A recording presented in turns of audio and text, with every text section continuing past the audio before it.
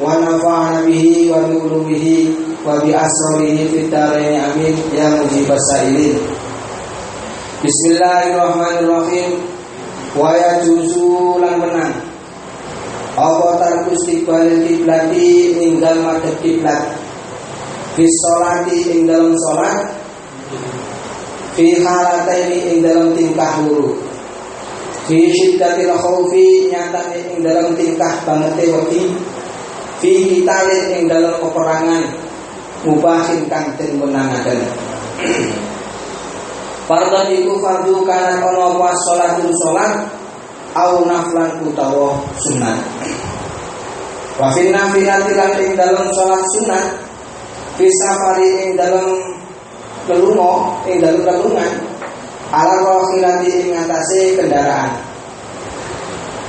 Fari musafiri mongko iku tetep keduwene wong kang lunga wong kang lelungan safarun kelawan lunga mubahan kang den wenangaken walau qasiron senajan anane safar iku cedhak antanas mulu utawi nglakoni salat sunat sauba maksidihi ing dalem bebenerane nggon tujuane musafir. Ngoten. Waraki udabati ila akhiri.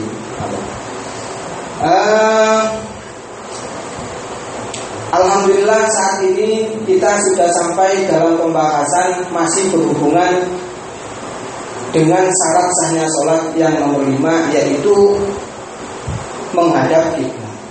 Kemarin itu dijelaskan bahwa syarat sahnya sholat yang nomor 5 agar supaya sholatnya sah, maka wajib seseorang itu dalam sholatnya menghadap kiblat. Ya. Dan yang dimaksud kiblat itu adalah Ka'bah. Dan penjelasannya lebih detail monggo dipun kunjungi lagi videonya, rekamannya. Nah saat ini wa yajuzu tarku istiqbalil qiblati fi halataini. Wa yajuzu tarku istiqbalil qiblati, boleh bagi seorang musolli, orang yang sholat itu tidak menghadap kiblat. Boleh bagi orang yang sholat tidak menghadap kiblat ketika sholatnya. Fi halataini, di dalam dua keadaan, di dalam dua kondisi atau keadaan. Keadaan yang pertama yaitu fi syiddatil khaufi, yaitu di dalam keadaan sangat mengkhawatirkan. Syiddatil khauf, sangat menakutkan. Keadaan sangat mengkhawatirkan disebabkan fi qitalin, fi makna sababiyah, fi qitalin mubahin. Keadaan yang sangat menakutkan ini disebabkan pertempuran yang diperbolehkan, bukan pertempuran yang tidak diperbolehkan.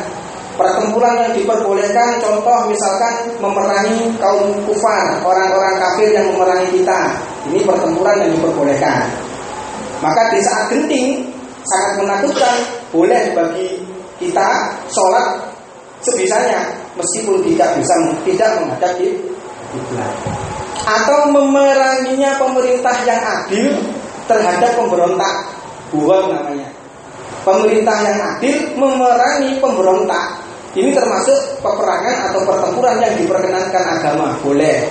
Sehingga di saat genting keadaannya dia boleh sholat tidak menghadap kiblat. Lalu kalau panjenengan bertanya, ada apa Ustaz?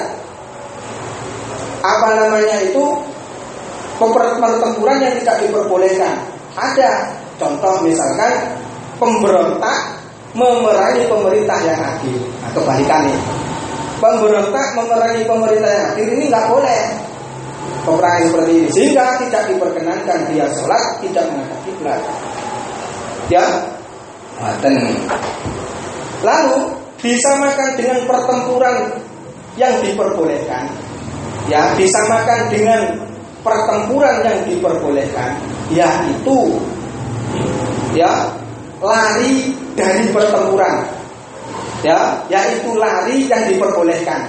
Lari yang diperbolehkan itu contohnya seperti lari dari pertempuran dalam kondisi musuh itu lebih banyak dari keadaan kita, musuh lebih kuat dari kita, melebihi dari 2 kali lipatnya kita. Misalkan kita itu berjumlah 300, musuh berjumlah 900 misalkan orang, berarti kan 2 kali lipatnya kita. Nah ini boleh kita lari, diperkenankan lari, bukan lari dari peperangan yang dilarang ini. Memang kenyataannya kita kalah kuat, ya, melebihi dari 2 kali lipatnya musuh. Ya, musuh melebihi dari 2 kali lipatnya kita.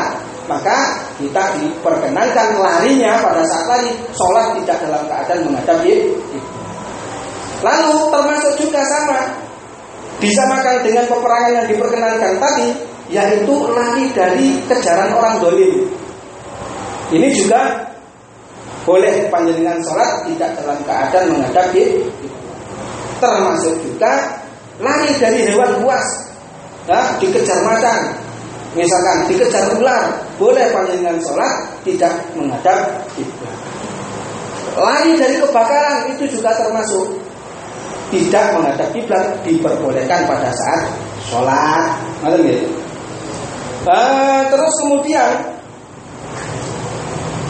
termasuk juga diperbolehkan seseorang itu tidak menghadap kiblat ketika sholat, yaitu pada saat sholat lalu kok dijambret hartanya, harta bendanya itu dicolong uang, sama tahu, terus lari mengejar orang yang mencuri dengan sholat, boleh tidak menghadap kiblat.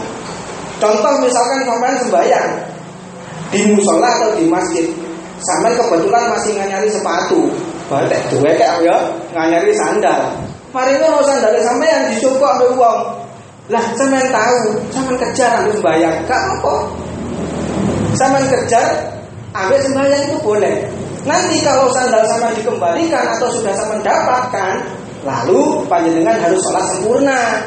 Kalau sudah sampean dapatkan, sholat menghadap kiblat dan sampean lakukan secara sempurna. Demikian juga yang lalu, yang keterangan yang lalu, yang tadi yaitu peperangan. Dalam keadaan genting sampean boleh tidak menghadap kiblat. Tetapi kok pada saat pertengahan sholat kok kondisinya sudah terkendali, aman, panjenengan harus melakukan sholat secara sempurna, menghadap kiblat dan melakukan rukun-rukunnya secara sempurna.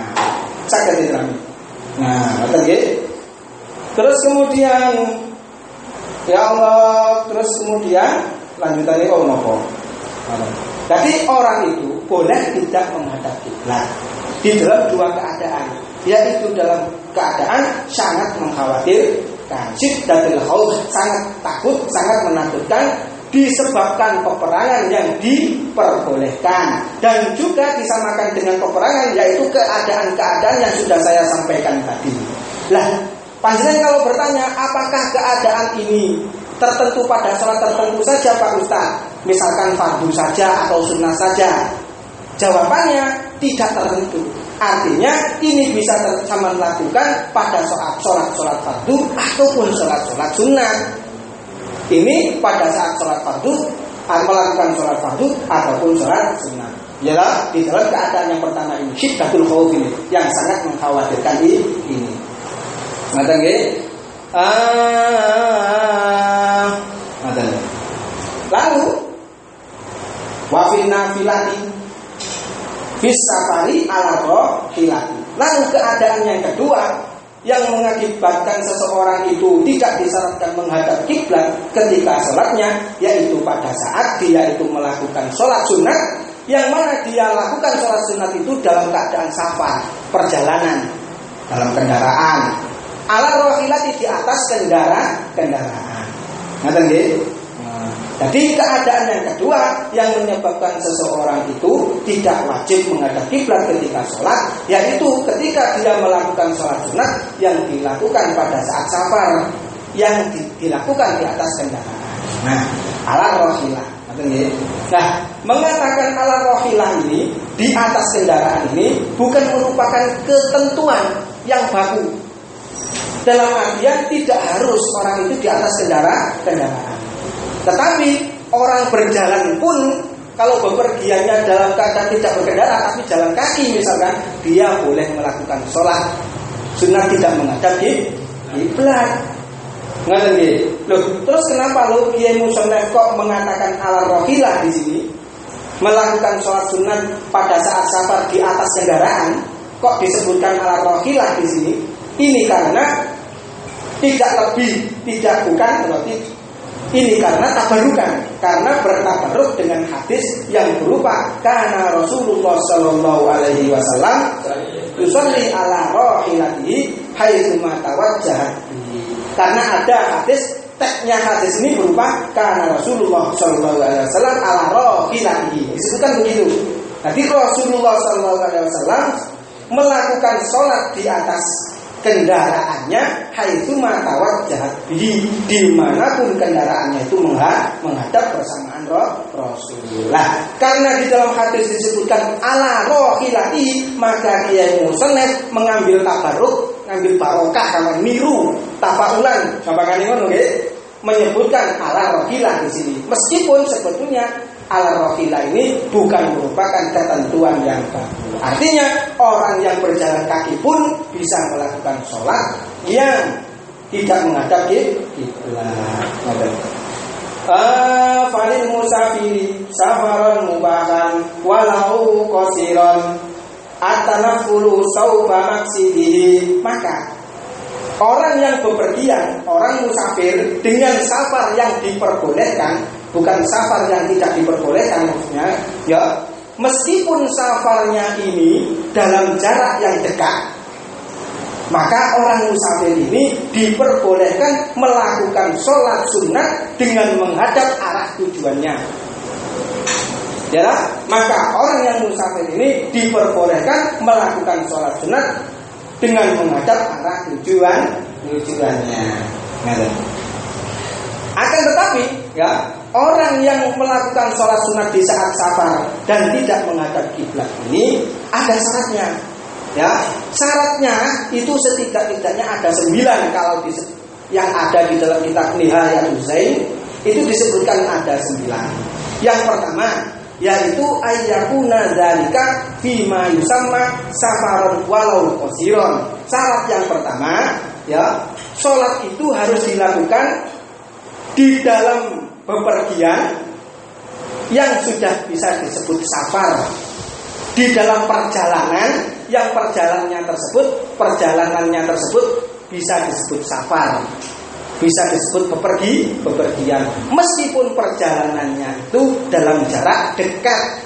Ya, misalkan dia itu keluar dia itu bepergian sudah keluar batas dari kampung misalkan, ini sudah disebut safar ini.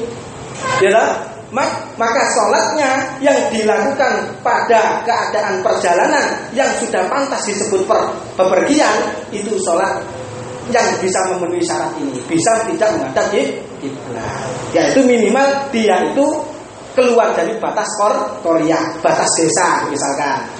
Sakit diterani. Nah, itu syarat yang pertama. Lalu syarat yang kedua, ayyakuna safaru mubahan. Bepergiannya itu harus bepergian yang boleh, diperbolehkan oleh agama, mubah. Bukan bepergian yang tidak diperbolehkan.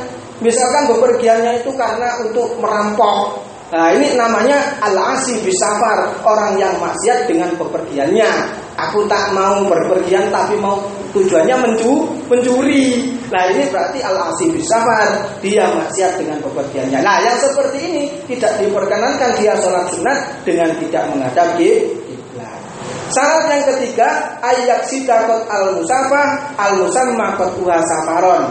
Syarat yang ketiga, dari awal dia harus memiliki niat atau tujuan menempuh jarak bepergian yang mana jarak bepergiannya itu sudah bisa disebut jarak safar.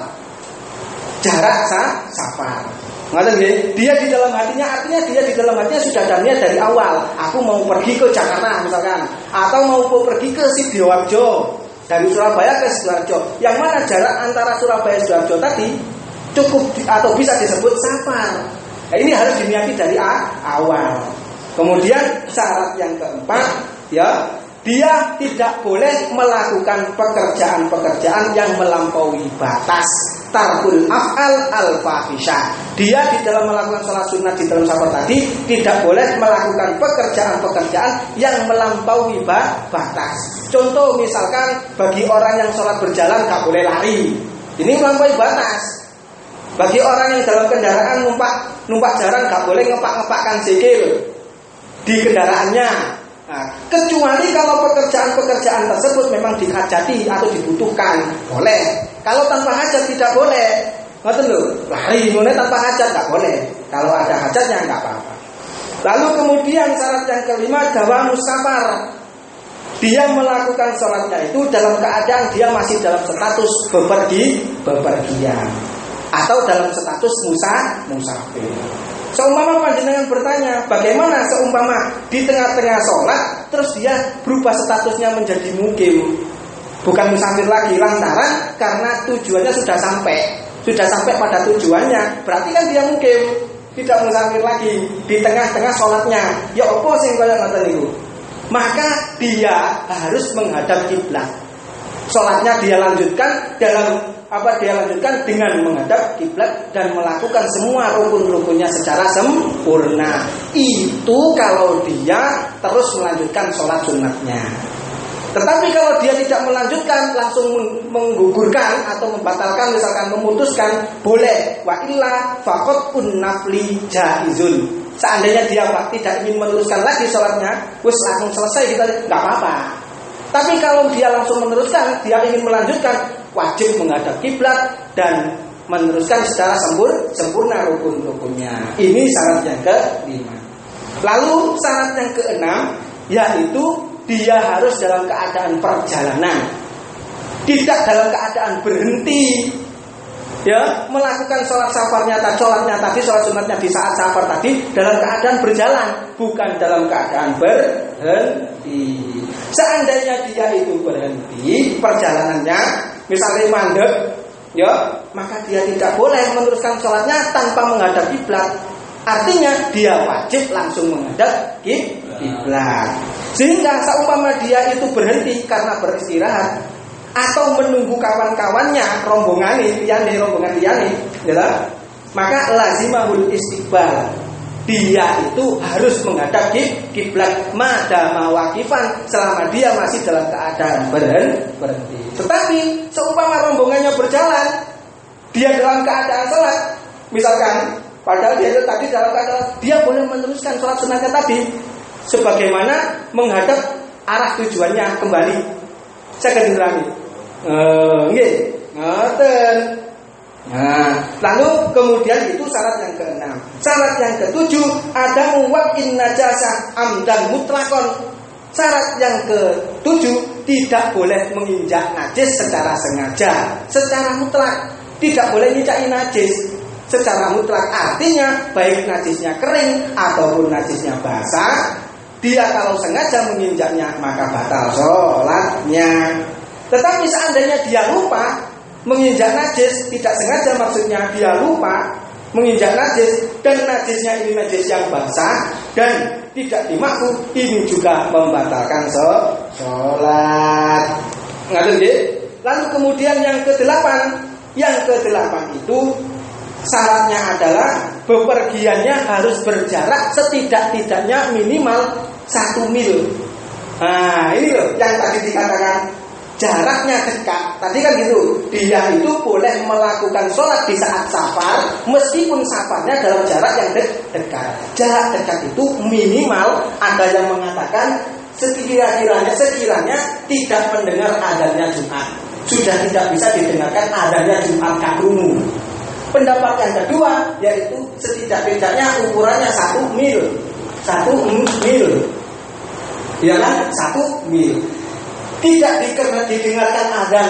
Dua pendapat pertama tidak didengarkan azan Jumat, dengan pendapat yang kedua 1 mil. Ini adalah pendapat yang sama-sama berdekatan. Artinya saling mendekati, maksudnya saling mendekati. Nah, jarak 1 mil itu berapa? Jarak 1 mil itu kalau versinya Imam Ma'mun, ya, versinya Imam Ma'mun itu 1,6, gitu ya.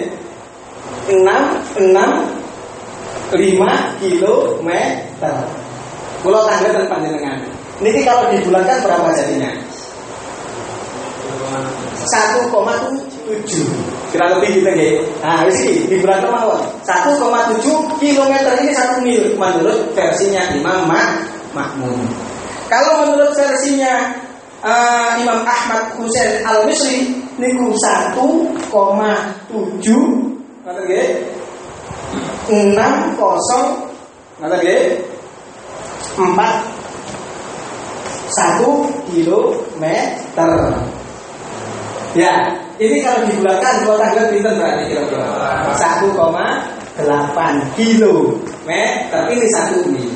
Lah, menurut versinya aktsaril ulama, mayoritas ulama, 1 mil itu adalah 2, ya 4 9 7,5 kilometer. Ini kalau dibulatkan pinter kira-kira. Nah, 2,5 kilometer. Ini versi mayoritas ulama. Jadi kalau jalannya jika sesuai dengan salah satu ini, panjenengan kali milih mawon. Kalau mayoritas ulama ini 2,5 kilometer, ini berarti 1 mil. Perjalanan panjenengan kok sudah mencapai ini, berarti sudah cocok disebut safar, bepergian.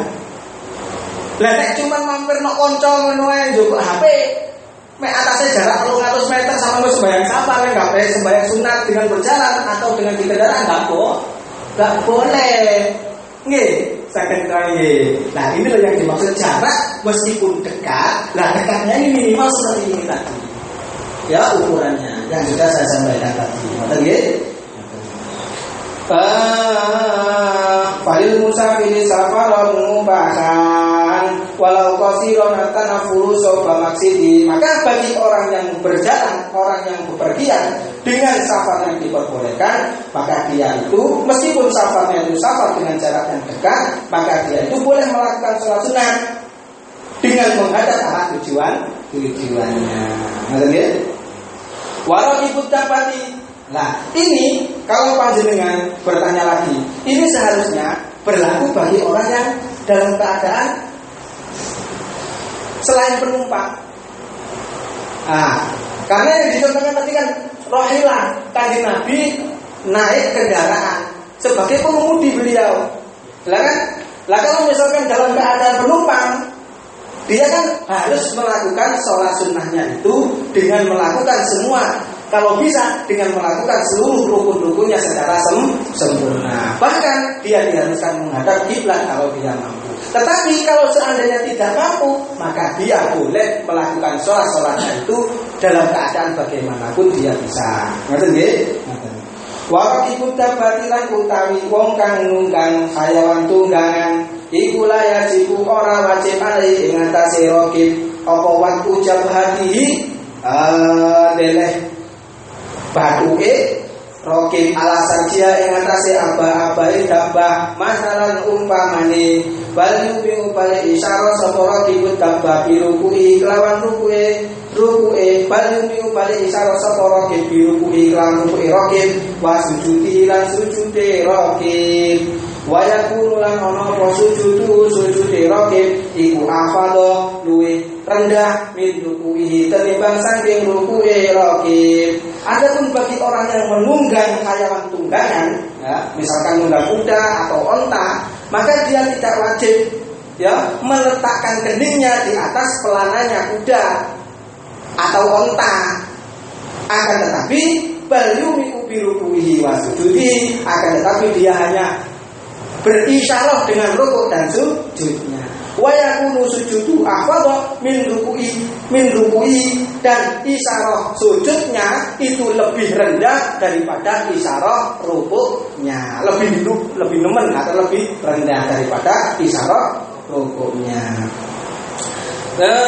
Terus kemudian wa amal masyi, anapun utawi wong kang melaku iku fayatinmu mongko nyempurnakaken sapa masyi ruku'ahu ing ruku'e masyi wa sujudahu lan sujude masyi wa yastaqbilulan ngadep sapa masih al-qiblata ing kiblat fihi ma ing dalem karone rukuk lan sujud wala yamsilan ora kena lumaku sapa masih illa fi qiyami ing dalem tingkah ngadeke masih wa tasyahudi lan tasyahude masih ya. Lah adapun bagi orang yang melakukan safar dengan berjalan kaki, maka dia boleh melakukan sholat sunat tidak menghadap kiblat. Ya, tidak menghadap kiblat. Dia harus menyempurnakan rukuknya dan sujudnya. Ya, dia harus menyempurnakan rukuk dan sujudnya. Jadi ketika rukuk nggak boleh isyarah. Orang yang berjalan kaki rukuk seperti rukuk biasa, sujud seperti sujud biasa. Wa yastaqbilul qiblati fihima, dan ketika rukuk dan sujud dia harus menghadap kiblat. Jadi menghadap kiblat pada saat rukuk dan sujud dia harus berpaling menghadap kiblat lagi. Saya kira ini. Jadi misalkan panjenengan itu ini arah kiblat ya. Terus iki wetan, sampean melaku nih, sampean perjalanan panjenengan iku ke arah wetan. Berarti kan berlawanan toh. Nah, sampean pada saat ngawali sholat takbiratul ihram sampean harus menghadap kiblat. Pas niat pertama, pas bagi orang yang berjalan kaki lho. Nggih. Pas takbiratul ihram sampean harus menghadap kiblat. Lalu kemudian ketika rukuk lalu kemudian sampean kan berdiri terus ya. Ketika sampean berdiri, sampean lanjutkan dengan berjalan kaki menghadap arah tujuan. Waktu takbiratul ihram tok menghadap kiblat. Selanjutnya pada saat berdiri panjenengan niku dengan menghadap arah tujuan. Lalu kalau pada saat rukuk sampean berpaling maneh menghadap kiblat. Iktidal berjalan menghadap tanpa tujuan.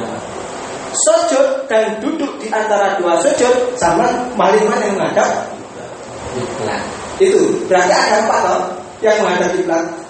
Menghadap kiblat ada 4, yaitu waktu takbiratul ihram, rukuk, sujud, duduk di antara dua sujud. Nggih. Bagaimana? Kenapa karena mudah dilakukan bagi orang yang berjalan kaki. Kurang lebih demikian. Nggih. Muga-muga ngaji iki bermanfaat dan barokah. Kula sebelumnya meminta maaf barangkali bacaan saya, keterangan saya dari awal hingga akhir ada yang salah. Itu jelas ada yang salah mungkin. Ya, saya minta maaf yang sebesar-besarnya dan mohon dikoreksi. Jadi, muga-muga ngaji iki bermanfaat dan barokah. Wallahu a'lam bishawab. Assalamualaikum warahmatullahi wabarakatuh. Waalaikumsalam.